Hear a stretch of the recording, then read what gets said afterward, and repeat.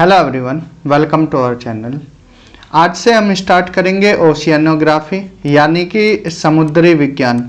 आज से हमारा टॉपिक क्या रहेगा? ओशियनोग्राफी। छोटा टॉपिक है, इसमें टोटल कितनी यूनिट हैं? 8 से 9 यूनिट है। 8 से 9 बड़े टॉपिक हैं जो कि कितनी क्लास लगेंगी? इसमें 20 से 25 क्लास में ये कवर हो जाएगा। तो यहाँ पर हम बेसिकली पढ़ने वाले क्या हैं? यूनिट 1 में हम पढ़ेंगे। यूनिट 1 में स्टार्ट करेंगे हम relief of the ocean basin. यहाँ पर हम रिलीफ फीचर्स के बारे में बातें करेंगे। रिलीफ में जैसे आप भूमि पर देखते हो स्थलाकृति, माउंटेन्स देखते हो या फिर प्लेट्यूज देखते हो, प्लेन एरिया देखते हो, रिवर्स फ्लो करते हुए देखते हो, तो सेम यही स्थलाकृति भी कहाँ? ओशियंस में मिलती है।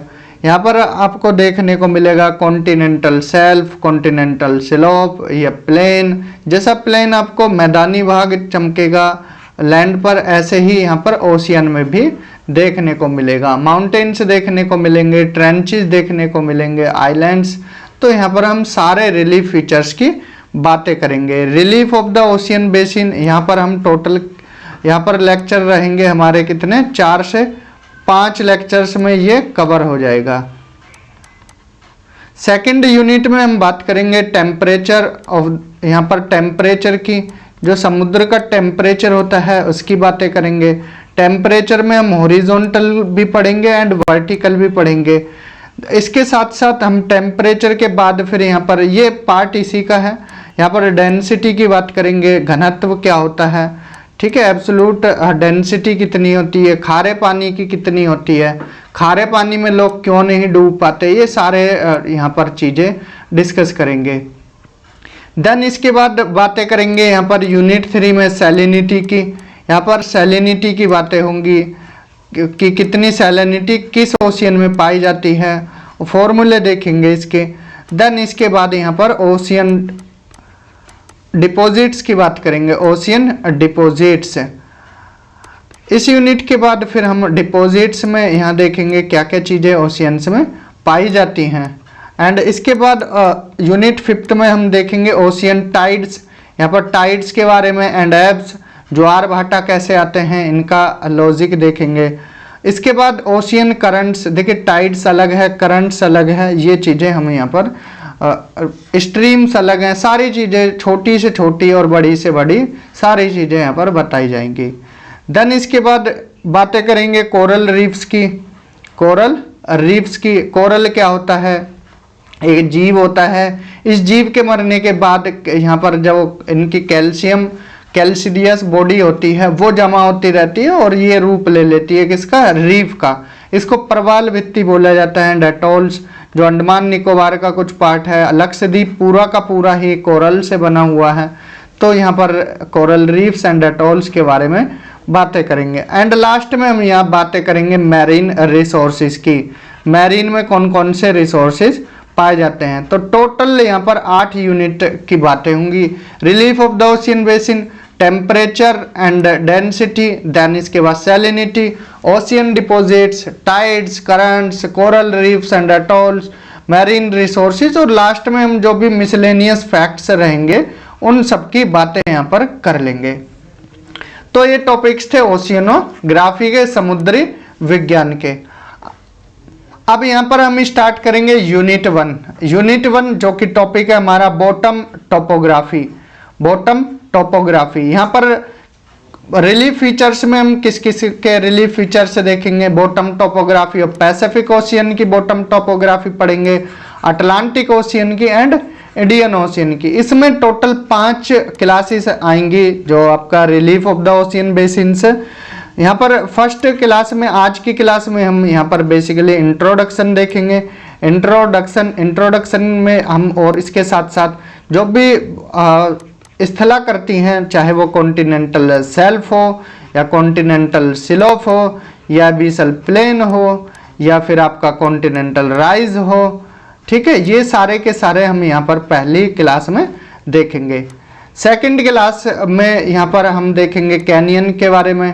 कैनियन, सबमरीन कैनियन क्या होती है, इसके बारे में विस्तार से चर्चा की जाएगी, क्योंकि ये एक अलग टॉपिक है। इसको हम अलग से ही करेंगे, क्योंकि इसमें हम सबमरीन कैनियन में थ्योरीज वगैरह भी पढ़ेंगे कि सबमरीन कैनियन में कौन कौन सी थ्योरीज थी, क्या क्या इसके पीछे लॉजिक दिए गए हैं। देन इसके बाद क्लास 3 में हम पैसिफिक ओशियन की टोपोग्राफी देखेंगे, देन अटलांटिक ओशियन की टोपोग्राफी एंड इंडियन ओशियन की टोपोग्राफी। तो 5 क्लास में ये चैप्टर हमारा फिनिश हो जाएगा, relief of the ocean basins. तो आज की क्लास यहाँ हम बेसिकली स्टार्ट करते हैं।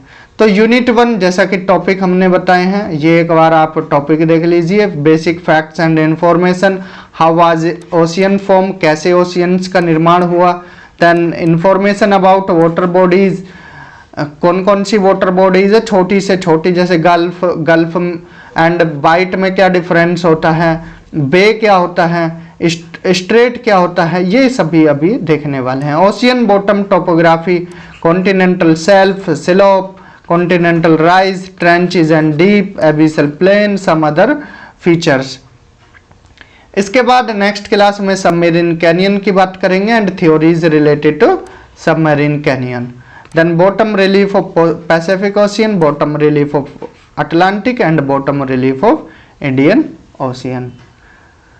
तो यहाँ हम बात करते हैं बेसिक इंफॉर्मेशन की। देखिए, अगर ये कोई समुद्र है, ठीक है, यहाँ पर ये ओशियन है और ये क्या है, लैंड बॉडी है, ठीक है, ये कोई एक पार्ट है, इसमें 3% भाग में, नियरली 3% भाग में पानी ही पानी, हमारी ये पृथ्वी पर पानी ही पानी, 71% भाग पर, और 29% भाग पर क्या है, 29% भाग पर लैंड एरिया है।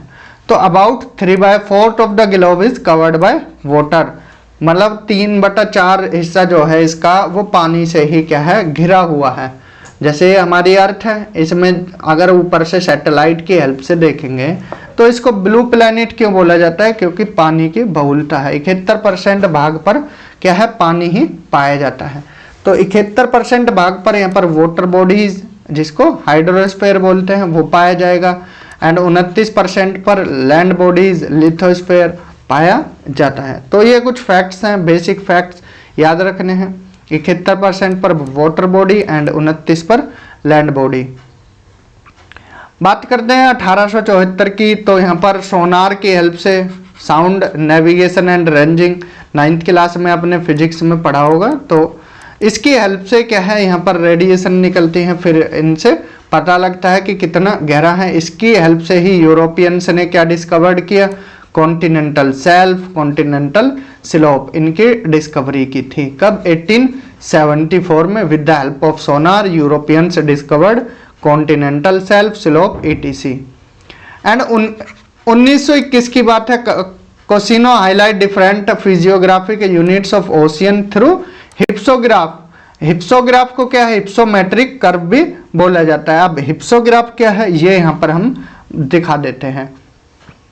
हिप्सोग्राफ एक तरह का स्पेशल ग्राफ है, जिसमें हम एक साथ जो फिजिकल यूनिट्स हैं कॉन्टिनेंट की एंड ओशियंस की, इनको एक साथ डेपिक्ट कर सकते हैं, मीन से प्रदर्शित कर सकते हैं। ये फिगर है, यहाँ पर कॉन्टिनेंट वाला एरिया भी है एंड ओशियन वाला भी है। अब इसको साइमल्टेनियसली एक साथ इस डेटा को प्रदर्शित किया है, तो ये किसकी हेल्प से किया है, हिप्सोग्राफ की। तो इसको हिप्सोग्राफ या हिप्सोमेट्रिक कर्व भी बोला जाता है। तो दोनों पॉइंट याद रखना है, हिप्सोग्राफ क्या है या हिप्सोमेट्रिक पॉइंट क्या है। तो यहाँ पर अभी हमने क्या देखा, एक तो पहला पॉइंट देखा है 3/4 पर पानी ही पानी पाया जाता है, एंड 71 पर वाटर बॉडी एंड 29 पर लैंड बॉडी। 1874 में सोनार की हेल्प से यूरोपियंस ने continental shelf, slope, etc discovered किए थे। 1921 में कोसिनो ने क्या है, यहाँ पर कोसिनो highlighted different physiographic units of ocean through hypsograph, जिसको हिप्सोमेट्रिक कर्व भी बोला जाता है। हिप्सोग्राफ क्या है, एक तरह का स्पेशल ग्राफ है, जिसमें एक साथ कॉन्टिनेंट और ओशियन को डेपिक्ट किया जाता है। अब यहाँ पर कुछ बेसिक चीजें देखते हैं कि यहाँ पर रेंज क्या है, रिज क्या है, रिलीफ क्या है, इनमें कंफ्यूज हो जाते हैं। तो रेंज क्या है, ये है चेन ऑफ माउंटेन्स, माउंटेन्स की एक तरह से चेन है, ये माउंटेन्स है, इनकी एक चेन है, इसको क्या बोला जाता है, रेंज बोला जाता है। जैसे हिमालय क्या है, हिमालय एक रेंज है, एंडीज क्या है, एक रेंज है, रॉकीज क्या है, एक रेंज है। तो यहाँ पर ये माउंटेन्स की चेन है, chain of mountains in larger length. Ridge क्या होता है, रिज होता है हिल्स की चेन को रिज बोला जाता है, और जो माउंटेन्स की चेन है उसको रेंज बोला जाएगा, और हिल्स की चेन को रिज बोला जाता है। ये बेसिक डिफरेंस है रेंज और रिज में। रिलीफ क्या होता है, रिलीफ होता है disorderness which is found on the earth surface. Means देखिए ये हाईएस्ट पॉइंट है, यहाँ पर एक डायग्राम बनाया है, ये हाईएस्ट पॉइंट है अर्थ पर, अर्थ सरफेस पर, एंड ये क्या है, लोएस्ट पॉइंट है, समझाने के पर्पज से बनाया गया है। अब सपोज कीजिए इसकी हाइट कितनी है, 1100 मीटर है, एंड इसकी डेप्थ कितनी है, 600, गहराई कितनी है, 600 मीटर। तो जो हाईएस्ट पॉइंट होता है और जो लोएस्ट पॉइंट होता है, इनका जो बीच का ये जितना भी एरिया है, ये यहाँ से यहाँ तक, तो इसको क्या बोला जाता है, रिलीफ बोला जाता है। रिलीफ का मतलब होता है highest point plus lowest point is equal to relief. यहाँ पर रिलीफ कितना निकल कर आया, 1700 निकल कर आया। तो तीनों चीजें पता होंगी, रेंज क्या हुआ, रिज क्या हुई, रिलीफ क्या हुआ। फैदम, एक फैदम में कितने, 6 फीट होते हैं, ये याद रखना, आगे फैदम वर्ड सुनने को मिलेगा। तो जो ओशियन में नापा जाता है, डेप्थ भी नापी जाती है, वो क्या है, फैदम में नापी जाती है। तो एक फैदम में कितना फिट, 6 फीट होता है। और जो इस तरह से नापी जाएगी हॉरिजॉन्टली 1 नॉटिकल माइल, तो डेप्थ नापी जाती है वर्टिकली, ठीक है, गहराई नापी जाएगी इस तरह से फैदम में, एंड जो हॉरिजॉन्टली नापी जाएगी डिस्टेंस वो नॉटिकल माइल में। एक नॉटिकल माइल में कितना था, 1.858 किलोमीटर। तो ये कुछ इंपॉर्टेंट पॉइंट्स थे। बढ़ते हैं आगे। यहां पे एक क्वेश्चन है, हाउ वॉज ओशियंस फॉर्म्ड, समुद्र कैसे बने। सीधा सा सवाल है, सीधी सी ही एक्सप्लेनेशन इसकी दी गई है। अब कितनी सत्य है कितनी असत्य है ये ज्योग्राफर जाने, लॉर्ड केल्विन जाने, ठीक है। जो यहाँ पर बताया गया है वो हम आपको बता देते हैं। गैसियस हाइपोथेसिस जो कि किसके द्वारा दी गई, लॉर्ड केल्विन के द्वारा दी गई। लॉर्ड केल्विन ने बोला था जो अर्थ है अर्लियर स्टेज में अर्थ क्या थी, एक आग का गोला थी। ये चीजें हमने आपको जियोमॉर्फोलॉजी में भी अब डिटेल में कराई हैं कि अर्थ कैसी थी, स्टार्टिंग में एक आग का गोला थी। अब धीरे धीरे क्या हुआ, वो आग का गोला क्या है, ठंडा होता गया, क्योंकि गैसेस क्या है यहाँ से ऊपर की तरफ जाने लगी। जो हल्की गैसेस थी और जो डेंस गैसेस थी वो नीचे ही रही, ठीक है। तो यहाँ पर ये क्या है, जो आग का गोला था, इसके बाद इसका जो ठंडा होता गया तो आउटर सरफेस जो था इसका, आउटर सरफेस वो कूल होता गया, ठीक है। आउटर स्पेस ये क्या है, कूल होता गया, इस तरह से बन गया ये, ठीक है। यहाँ पर ठंडा होता गया तो आउटर स्पेस इसका कूल होता गया, ये कूल होता गया। अंदर फिर क्या है, अभी भी इसमें क्या है, हॉट मोल्टन लावा भी देखने को मिलता है जब वोल्केनो इरप्शन होता है। तो ये वाला पार्ट ठंडा होता गया। इसके कारण फिर क्या है, कॉन्ट्रैक्शन हुआ। अब कॉन्ट्रैक्शन हुआ, पहले से एरिया भी कम हो गया, तो कुछ पार्ट इसका क्या है, ऊपर उठ गया कॉन्ट्रैक्शन के कारण। इस तरह से कुछ एरिया ऊपर उठा और कुछ एरिया नीचे हो गया। जो एक गड्ढे एरिया थे, जो गैसेस ऊपर गई थी वो कंडेंस हो गई, और कंडेंस होकर बारिश हुई। कंडेंस होकर क्या है, बारिश हो गई, और बारिश का पानी वहां पर भर गया जहां पर गड्ढे थे। ये गड्ढे थे और इनमें पानी भरा और ये क्या बन गए, ओशियंस बन गए। तो ये थ्योरी किसकी थी, ये थ्योरी थी लॉर्ड केल्विन की। तो ये थ्योरी किसने बताई, लॉर्ड केल्विन ने, कि कुछ पार्ट ऊपर उठे, कुछ सब मर्ज हो गए नीचे। अब एटमॉस्फेयर का भी क्या है, फॉर्मेशन हुआ, और जो हाइड्रोजन गैस ऑक्सीजन गैस मिलकर पानी बना, पानी नीचे बरसा, कंडेंस हुआ, तो वाटर कलेक्ट हो गया जो लोअर एरिया था सरफेस का, और इसी से क्या है, ओशियंस बने। ये थ्योरी दी थी किसने, लॉर्ड केल्विन ने। अब यहाँ पर कुछ बॉडीज देख लेते हैं, वाटर बॉडीज, इनका डायग्राम। अब देखिए पॉन्ड किसको बोलते हैं? एक छोटा वाटर बॉडी है, इसको पॉन्ड बोला जाता है। ठीक है, गल्फ किसको बोला जाता है अभी हम यहाँ पर बताएंगे। तो एक बार डायग्राम में छोटी छोटी चीजें दिखा देते हैं। जैसे गल्फ ऑफ कैम्बे या गल्फ ऑफ खंबात, ये गुजरात के पास है। ठीक है, ये गोदावरी रिवर गिरती है यहाँ पर। तो बे ऑफ बंगाल है नीचे, यहाँ पर इंडियन ओशियन है, तो ये इसको बे बोलते हैं, यहाँ बे ऑफ बंगाल है। गल्फ ऑफ खंबात है, अरेबियन सी, यहाँ पर सी है। ठीक है, ये ओशियन है। बाबल मंडाव, इसको स्ट्रेट बोला जाता है, रेड सी है। सनाई पेनिनसुला है। लेक विक्टोरिया है अफ्रीका में। ये आपको बस समझाने के पर्पज से बताया गया है। जैसे ओशियन बड़ा होता है, ओशियन से छोटा फिर सी होता है, देन गल्फ होता है। स्ट्रेट जो दो लैंड एरिया को क्या है डिवाइड करती है, दो वाटर बॉडीज को जोड़ती है। रिवर, ठीक है, रिवर, लेक, लेक से छोटा पॉन्ड। अब बे और बाइट में क्या डिफरेंस होता है? ठीक है, बे ये क्या है, यहाँ पर बे है जो कि तीन तरफ से किससे कवर होती है? लैंड एरिया से एक तरफ, सी की तरफ खुली होती है। और बाइट, इससे बे से बड़ा मानते हैं बाइट को, जैसे ग्रेट ऑस्ट्रेलियन बाइट का उदाहरण है। अब देख लेते हैं ओशियन क्या है। Ocean are the largest water bodies on the earth surrounded by major continents which are most wide spread and deepest also. तो ओशियन क्या होते हैं? ओशियन लार्जेस्ट वाटर बॉडी है जो कि पृथ्वी पर चारों तरफ से किससे घिरी हुई है? कॉन्टिनेंट से। ठीक है, इनको बोला जाता है समुद्र। बड़े बड़े समुद्र कौन कौन से हैं? प्रशांत महासागर, भारतीय महासागर एंड अटलांटिक महासागर, ये तीन बड़े महासागर हैं।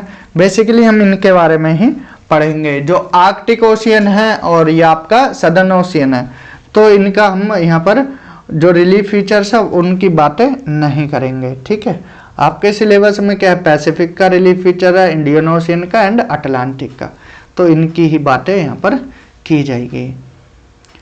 बात करते हैं सी की। Sea are comparatively smaller than ocean. Sea क्या है? थोड़ा छोटा होता है। जैसे रेड सी हो गया, मेडिटेरेनियन सी, ब्लैक सी, अरेबियन सी, तो ये जितने भी सी हैं, ठीक है, ये छोटे होते हैं ओशियन के मुकाबले। ओशियन बड़े होते हैं। ठीक है, कैन बी एनक्लोज्ड और ओपन, या तो ये क्या है चारों तरफ लैंड से घिरे हुए होते हैं या फिर ओपन होते हैं। ठीक है, एनक्लोज्ड भी हो सकते हैं, ओपन भी हो सकते हैं। जैसे उदाहरण ब्लैक सी, अरेबियन सी, मेडिटेरेनियन सी, यहाँ पर ये सी के उदाहरण हैं। गल्फ की बात करते हैं। Gulf is the water body which is surrounded by land mass from three side से। ध्यान रखना है, तीन तरफ से क्या है? गल्फ तीन तरफ से किससे घिरी हुई होती है? लैंड एरिया से, और एक तरफ मेन सी की तरफ खुली होती है, इसको बोलते हैं गल्फ। जैसे गल्फ ऑफ खंबात हो गया, गल्फ ऑफ, जिसको गल्फ ऑफ कैम्बे भी बोला जाता है, या गल्फ ऑफ मैक्सिको हो गया। ठीक है, गल्फ को क्या माना जाता है? It is also believe that it is the extension of bay. इसको बे का एक्सटेंशन ही माना जाता है। स्ट्रेट क्या होता है? जैसा कि हमने बताया, स्ट्रेट एक नैरो वाटर बॉडी होती है जो सेपरेट करती है दो मेजर लैंड मास को एंड कनेक्ट करती है टू मेजर वाटर बॉडीज। दो वाटर बॉडीज को ये क्या है जोड़ती है, एंड दो लैंड मास को क्या है अलग करती है। ये एक लैंड मास है, ये एक लैंड मास है, बीच में स्ट्रेट है, और ये दो वाटर बॉडीज को क्या है जोड़ा जाता है, और दो लैंड बॉडीज को अलग किया जाता है स्ट्रेट के द्वारा। इस्थमस क्या होता है? They are narrow land mass connecting two major land masses and separating two major water bodies. तो इसमें उल्टा होता है स्ट्रेट का। इसमें क्या होता है? इस्थमस दो वाटर बॉडीज को तो अलग करता है, ठीक है, और दो लैंड मास को क्या करता है? Land mass connecting two major land mass and separating two major water bodies. दो वाटर बॉडीज को अलग करता है एंड दो लैंड मास को जोड़ता है। ये एक लैंड मास है, ये एक लैंड मास है, इनको जोड़ता है और दो वाटर बॉडीज को अलग करता है। जैसे पनामा इस्थमस है, ठीक है, उदाहरण के लिए। Rivers flow of huge volume of H2O in a definite channel over the continents, ठीक है, इसको बोला जाता है rivers. Lake is comparatively smaller than sea, ठीक है, लेक क्या है? सी से थोड़ा छोटा होता है, और ये भी सराउंडेड होती हैं किससे? कॉन्टिनेंट से, और लेक अंदर भी होती हैं, ठीक है। ये कॉन्टिनेंट्स के अंदर भी पाई जाती हैं। पॉन्ड ये सबसे छोटी वाटर बॉडीज होती हैं, ठीक है। Pond is the smallest water body. There are major 3 sources for all the above water bodies. 3 sources हैं इनके लिए। एक रेनफॉल जिसको प्रेसिपिटेशन भी बोला जाता है, रिवर्स, ठीक है, एंड अंडरग्राउंड वाटर। तो इनका पानी ही कहाँ जाता है, इन सोर्सेज में जाता है, चाहे वो लेक हो, समुद्र में भी पानी रिवर्स का जाता है रेनफॉल का, और अंडरग्राउंड वाटर, इन तीनों का ही पानी क्या है इन वाटर बॉडीज में देखने को मिलता है। और बे क्या होता है, a broad inlet of sea where the land curves inwards. तो बे क्या होता है, एक ब्रॉड इनलेट होता है सी का, ठीक है, जैसे बे ऑफ बंगाल है। अगर आप ये इंडिया देखोगे, ये इंडिया देखोगे तो इधर क्या है, बे ऑफ बंगाल है, बे ऑफ बंगाल। तो ये एक तरह से क्या है, सी का ही पार्ट है, जो इंडियन ओशियन है, इंडियन ओशियन इसी का ही पार्ट है, ठीक है। जैसे बे ऑफ बंगाल हो गया, हडसन बे हो गया। और बाइट क्या होता है, बाइट इसके मुकाबले बड़ा होता है। It indicates a large open bay often only slightly receding. तो ये क्या है, एरिया में बड़ा होता है और ज़्यादा ओपन होता है, बस ये याद रखना। जैसे ग्रेट ऑस्ट्रेलियन बाइट है, ठीक है। यहाँ पर ये क्या है, डिफरेंस दिया गया है बे और गल्फ में, जो कि क्लियरली कहीं डिफाइंड नहीं है। बे को क्या बोला जाता है, refers to a body of water somewhat smaller than a gulf. यहाँ पर बे को छोटा बता रहे हैं, गल्फ को बड़ा बता रहे हैं, लेकिन ऐसा नहीं है, कुछ एक्सेप्शन भी हैं। जैसे बे ऑफ बंगाल क्या है, गल्फ ऑफ मैक्सिको से बड़ा है। तो ये इसका डिफरेंस कहीं पर एग्जैक्ट नहीं दिया गया है, ठीक है, ये ध्यान रखना है। अब यहाँ पर एक डायग्राम बनाया गया है, ये ध्यान से देखना है। देखिए ये क्या है, कॉन्टिनेंट का पार्ट है, ये सी लेवल है, यहाँ पर ये डॉट डॉट डॉट करके जो दिखाया गया है ये क्या है, सी लेवल है, ठीक है, समुद्री लेवल है, ये सी लेवल है। अब सी लेवल से नीचे की हम जितनी भी स्थला करती है वो पढ़ते हैं किसमें, ओशियनोग्राफी में, और यहाँ पर यही पढ़ेंगे। लेकिन अब ये कुछ कॉन्टिनेंट का पार्ट क्या है, समुद्र के अंदर चला गया है, तो इसको भी हमें पढ़ा जाएगा, ठीक है। जो plate, continental plate ocean water के नीचे है, इसके बारे में भी हम यहाँ पढ़ते हैं। जैसे ये कॉन्टिनेंट वाला पार्ट है, ये क्या है, कॉन्टिनेंटल शेल्फ है, यहाँ कॉन्टिनेंटल शेल्फ शुरू होता है, देन इसके बाद कॉन्टिनेंटल स्लोप है जिसको ढलान बोला जाता है। फिर यहाँ पर उठा हुआ पार्ट है, ये कॉन्टिनेंटल राइज बोला जाता है, इसको कॉन्टिनेंटल राइज बोला जाएगा। ये अबीसल प्लेन है, जैसे हमारा मैदानी भाग है ऐसे ही समुद्र में मैदानी भाग देखने को मिलता है। देन इसके बाद यहाँ पर ट्रेंचेस हैं, trench, oceanic trench, oceanic deep उसको बोलते हैं, यहाँ पर जो डीपेस्ट पॉइंट है ओशियनिक डीप हो गया। देन फिर आइलैंड्स है, जैसे ये माउंटेन्स टाइप है, ज्वालामुखी से क्या है माउंटेन टाइप बन गए और फिर ये सही लेवल से ऊपर आ गए, इनको आइलैंड बोला जाता है। मिड ओशियनिक रिज है, ग्योट एक तरह से माउंटेन के, और ये ओशियन के प्लेट्यू हैं, प्लेट्यू टाइप होता है, फ्लैट सरफेस होता है, उनको क्या है ग्योट्स बोला जाता है। क्या बोला जाता है, ग्योट्स। तो ये ओशियन बॉटम रिलीफ है, ठीक है। चाहे तो आप इसका स्क्रीनशॉट ले सकते हैं, अदरवाइज ये नोट्स आपको प्रोवाइड कर दिए जाएंगे।